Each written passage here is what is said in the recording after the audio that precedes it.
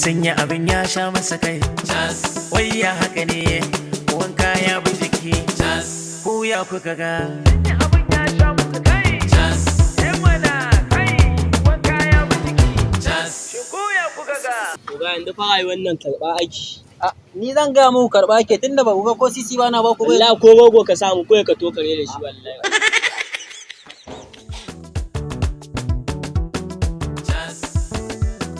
Rika sorry.